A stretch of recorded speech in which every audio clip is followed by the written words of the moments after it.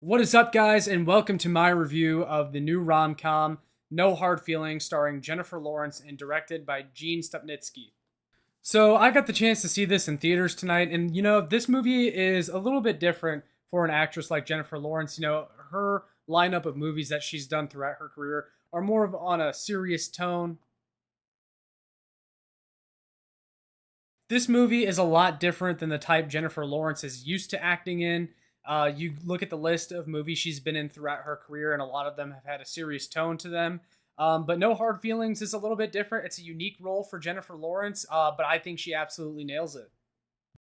Not that Jennifer Lawrence hasn't been involved in a comedy before, but this is the real first comedy where Jennifer Lawrence has kind of been the star of the show, and she really thrives in the role of Maddie.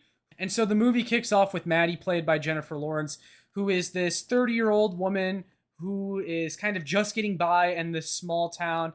She doesn't have a lot of money.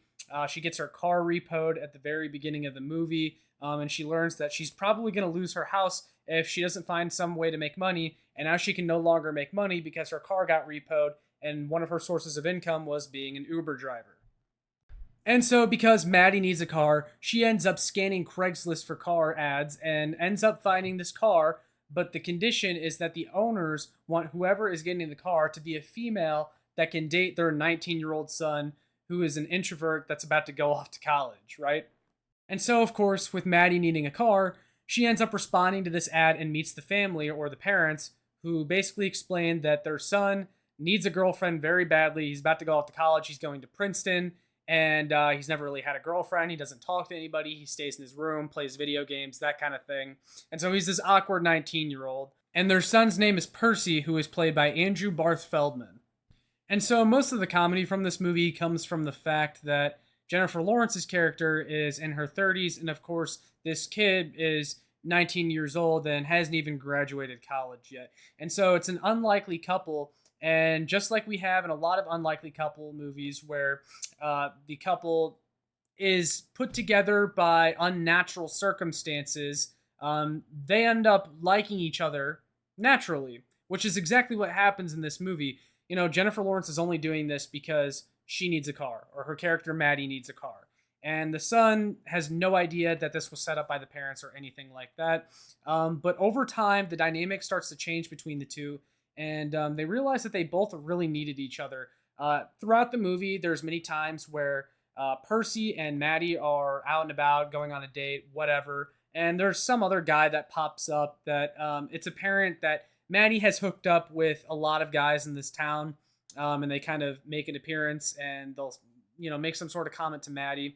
And Percy's more this gentleman, never had a girlfriend before, but anytime he does talk to a girl, he wants to get to know her, and he tries to get to know Jennifer Lawrence's character, which is something that she's not really used to. She's more used to having quick little flings with guys. Even Gary, the guy that repos Maddie's car at the very beginning of the movie, talks about how Maddie ghosted her and all this stuff. And it's just apparent that, she's been around a little bit, right? And Percy, who is the 19-year-old in this movie, is portrayed as a sort of lovable loser who has just enough charm to win over Maddie and her character as the movie progresses. She starts to clearly fall in love with him a little bit, and realizes that this is all pretty horrible, considering that she agreed to do this only because the parents were going to give her a car.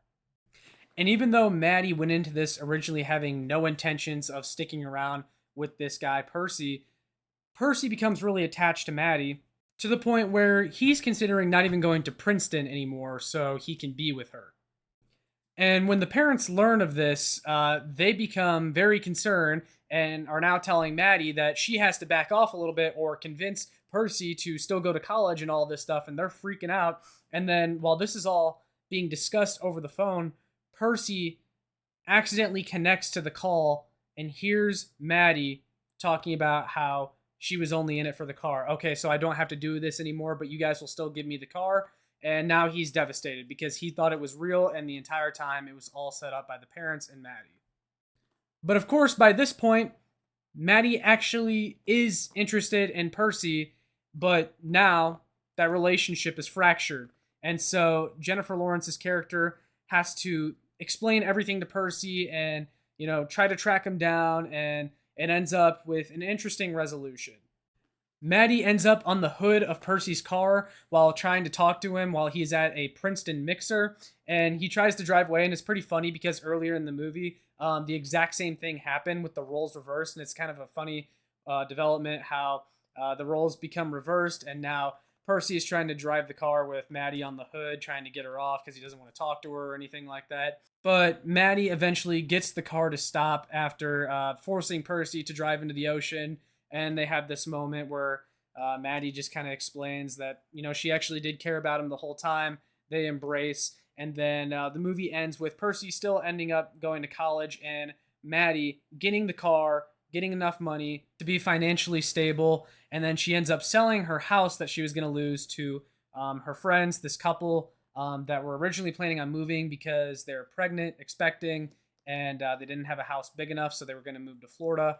Now Maddie gets them to stay because she sells them their house for a really good price, and then everyone's happy in the end. But the one thing that makes this ending really interesting is that it kind of ends in Percy and Maddie being in a situationship where it's very clear that they still have a sort of connection, but they refer to each other as friends at the end of the movie. And so it's kind of like, you're almost kind of dissatisfied because it's like, wait, they were supposed to end up together, even though their relationship was never supposed to happen, and it really shouldn't be happening at all because the age gap makes it really awkward. It's two people that would never end up together under normal circumstances, but it's true love. And so, with all that being said, let's get into the pros with this movie. Number one is the comedy, man. I had an absolute blast with this movie. I went into it with not many expectations, but there was never a dull moment in this movie. And even at the very beginning, man, like it starts off hilarious. I mentioned the repo guy, Gary. He comes to repo Maddie's car at the very beginning, and of course, him and Maddie used to be together. And Maddie is trying to charm him up a little bit so he doesn't take his car. And she mentions how she misses listening to him go on his rants about the New York Jets and what he would do if he was the manager of the team. And as a sports fan, I related to that, and that was pretty funny. There's also a scene where Jennifer Lawrence's character and the guy Percy go skinny dipping at the beach at night, and some people try to steal their clothes. Some high school kids that are drinking or something take their clothes, and Jennifer Lawrence's character runs out of the water fully naked. And I mean, the camera shows it and everything. She's fully naked and basically just beats the shit out of these teenagers that were trying to steal their clothes. There's also a funny moment where Jennifer Lawrence's character is complaining to Zahn McClarnon's character, talking about how all these rich assholes have moved into her neighborhood and drove up the price of her house. And I bet you don't know what it feels like to be forced out of your home or something like that. And of course, with him being Native American descent, she looks at him and she goes, "Oh, yeah, never mind." I really do like how this movie pushes the boundaries a little bit. They're not afraid to get raunchy. They're not afraid to get edgy. There's some jokes in this movie that might offend some people, but to me, that's good comedy. Including the fact that this movie is based upon an unlikely couple of a kid that's 19 years old and a 30-something-year-old woman. There is some controversy surrounding this movie about how, oh, this is disgusting. How could they joke about this, make a movie about this? Look, it's a legal relationship, and it's funny. Like, comedy is not supposed to be realistic. This is not a realistic relationship in real life, so it makes for a good movie.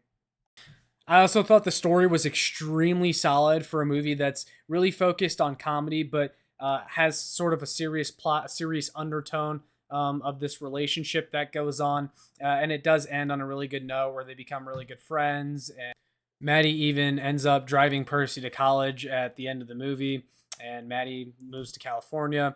And it's a happy ending. Everyone wins. Supporting cast was also great.